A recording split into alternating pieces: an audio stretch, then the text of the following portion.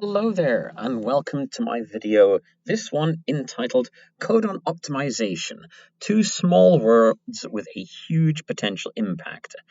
And this requires some introduction, because basically, why on earth do codons matter?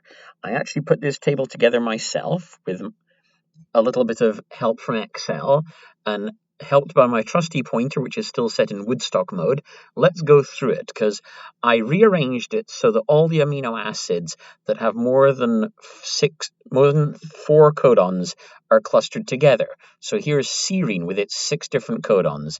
And if you notice, I've highlighted in yellow the favorite codons for different organisms. In this case, E. coli, human, and Drosophila. I just picked 3 at random to illustrate differences. Well, and the fact that E. coli, that little workhorse that it is very often used for expressing proteins from humans or fruit flies or other organisms. Point is, if you cast your eye over this chart, and yeah, you can do this, pause, take your time. Point is that, say, the favorite codon for proline here in E. coli is this guy, which does mean that E. coli has the most tRNAs for that guy, and for the other guys, not quite as much. But in humans and Drosophila, they would really much rather this codon. And you'd think, hey, what's the big deal? But it's all about the nature of translation, because in bacteria, if the translation encounters a shortage of tRNA, and worse than that, if it encounters basically a shortage of tRNA twice in a row, in both seats of the tRNA, no, both seats of the ribosome, this can cause the ribosome to stutter, and in worst case scenarios, actually give up and eject your precious protein before it reaches the stop codon. And this is, of course, not what you want. This is actually very, very undesirable, and can actually be blamed for a surprising amount of cases where E. coli fails to express a recombinant protein that you just swiped from cDNA willy-nilly, which I'm as guilty as the next man of this. But thankfully, with modern technology, with each passing year, synthetic genes become cheaper. And now IDT will happily sell you a gene block. Twist Biosciences will sell you a gene strand or gene string. Potato, they're basically deep down the same thing. But the point is that this offers you the opportunity to basically change your destiny. That, after all, wouldn't it be great if an E. coli had no problem with strange tRNAs when expressing your protein of interest? There's 2 ways to go about this. Yes, there are strains like Rosetta out there before anybody starts bombarding me with comments about that. But, that's an extra cost, it's extra clunky, and there are, it's not a no-cost solution. Yes, but if you instead maybe want to robustly use this in whatever strain your little heart desires, then you want to codon optimize. And so let's run through a worked example, because this is the best way to show it. So let's hop on over to CLC Workbench, and here we have, yes, one of my favorite genes, TAB1, which incidentally it's a human gene. It's not optimized, but in fairness, this particular case, it's pretty good to us all in all. But that doesn't make it perfect. So let me copy the sequence, and now we go over to our web browser. And yes, here's the All My Links page, which I know you're already all familiar with because you're beating a trail to buy me a coffee. If you're not, anyway, point is, we plug into this website, which is on the links, the rare codon analyzer. We paste in, here's the gene sequence, but we do have to, let's see now, yada, yada, yada, and the user database, let's say, yes, we are sending it to E. coli, and now tell it submit. It's not in FASTA format. That is a boo-boo. I had a feeling in my bones. So now we have to go up to the very, very start, and we have to give it one of those. Now, where is that symbol? Oh, that's just typical. There, sequence, space. Now when we hit submit, boop, all of a sudden we see this graph, which, yes, at first glance may seem just random. It analyzes a window of amino acids and compares how desirable the codons are. And you see there's bits where it's really, really good, but there's also bits where it's decisively not. This is actually a new site to me. My personal favorite is the other one, which is the GCUA, or Graphical Codon Usage Analyzer, which I've also included a link to. Once again, you have to name the sequence. And bizarrely, there's a flaw in this website that it only lets you select from fellows in the A part of the alphabet, but that doesn't really matter. So yes, let's just pretend it's from whatever organism that is. I think that's a plant, but not sure. And then once again, codon usage table. We pan down until we reach E. coli. Love. Okay, let's get rid of that advert because that's no good to anybody. And then way down here to E. coli. Yes. And now when it analyzes, it will give us a much more familiar diagram for me that looks like a load of skyscrapers. But draw your attention to red marks very undesirable codons, grey marks, pretty undesirable. But having two reds next to each other, that is a big fat warning sign. Incidentally, we actually produce a truncation of this gene, so clearly we dodge that bullet. And as you pan down, you'll see other reds. Oh, two greys next to each other. I am not loving that either. You get the general idea that the last thing you want to see are reds and greys, or worst is two next to each other. So now you've seen the bad. Now let's go to the good. So let's beta path to IDT, who are not sponsoring this video. I hasten to add, if they feel like suddenly sponsoring it, that this, consider me calling you out. But in the meanwhile, let's quickly log in, because as well as being able to sell you gene blocks, IDT are more than thrilled to they will provide you codon optimization. So a quick login here, and then under the tools menu is our friend. So we hit tools and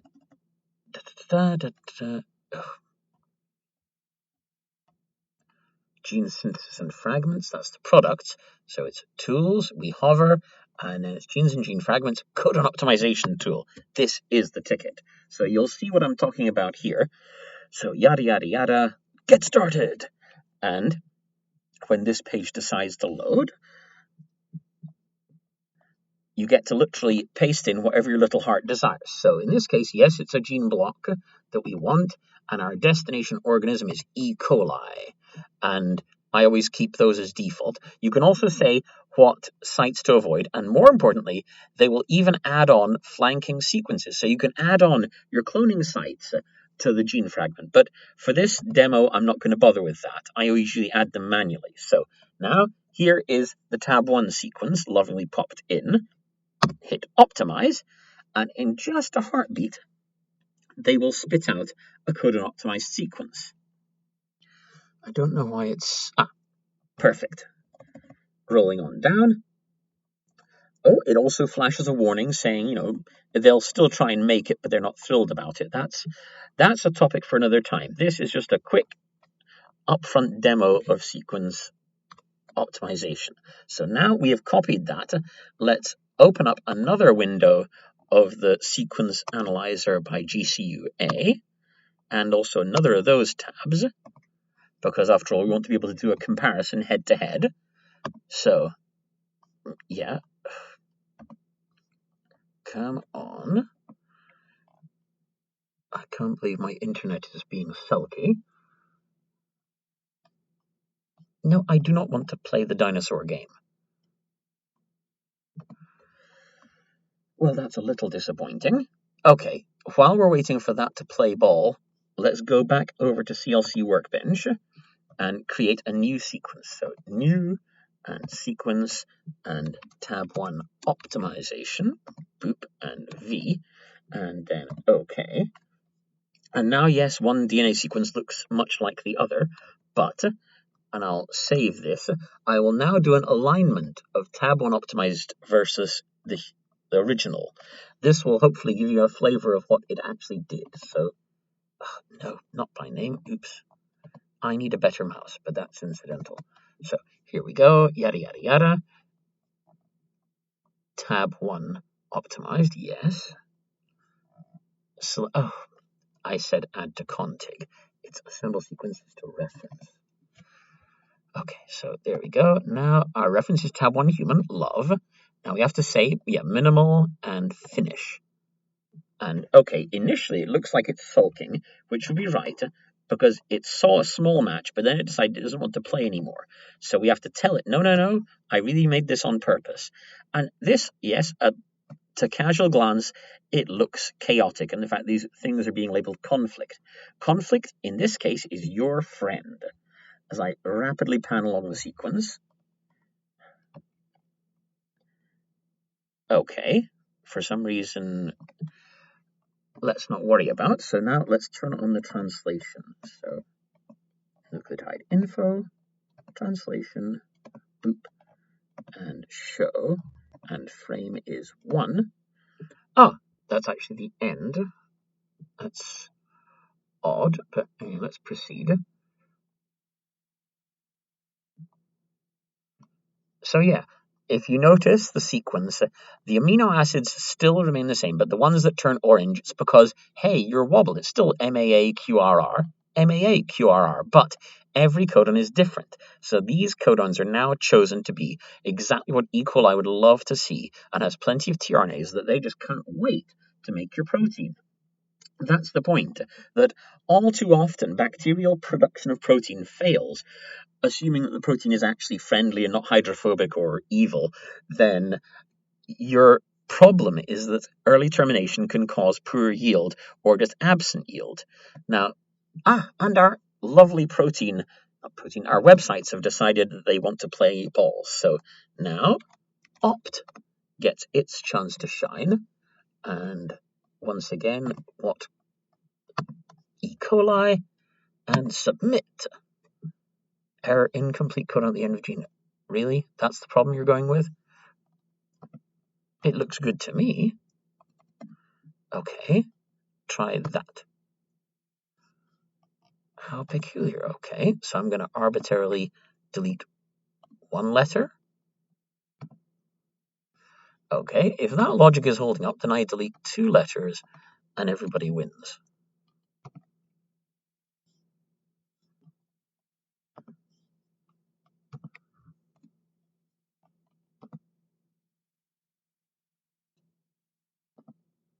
Yes! Aha! Okay, so now you see the graph. The red is all but eliminated. It's blue, blue, blue all the way. And as a result, translation is definitely on the cards. It seems the GCUA, is it going to decide to... Okay, come on. Graphical codon used analyzer. Yes. So this guy is optimized. Once again, pretend it's from an obscure organism. Pan down and drop in our modded sequence. Say the codon usage table. Pan down to E. coli. Yes, hey, you're with me in this authentic example. And similarly, kapow! Grays entirely eliminated. It's nothing but happiness all the way. This is the analysis I prefer because it feels more codon specific. The graph to me feels fuzzy, but why not compare the both? So you can see compared to the original, meh, to much better, just as original, meh, becomes awesome. So now maybe, I seem to have been focusing on some things, but there are other benefits, both big and little. Yes, you get improved expression of non-native genes. That much is obvious. And also, since you're basically literally typing in whatever sequence your heart desires into their order box, you can order from something that you don't have access to. An obscure South American whatever, you can have that. And also, if you want to add a tag or make a chimera of 2 different sequences, that the only limit is your imagination. But also, the side benefits that people maybe don't immediately think about is that if you're expressing in mammalian cells, for example, then these expressed genes are immune to siRNA. So you can do what I affectionately call the presto changeo maneuver, that you can carpet bomb a cell with siRNA against an endogenous gene while supplying your replacement, which may or may not have a tag or a mutation or whatever your little heart desires. And also, this expressed sequence is completely unique for the purpose of QRT-PCR. So you can check the expression level of your guy versus the native guy. And that's it's worth mentioning, is what I'm saying. So anyway, I realize this has been a little bit of a chaotic tour of codon optimization, but I think that is enough for now. But as ever, I don't know about you, but I could use a coffee. And so yes, if you have the insane urge to furnish me with one, here is the handy dandy link, which is also in my bio.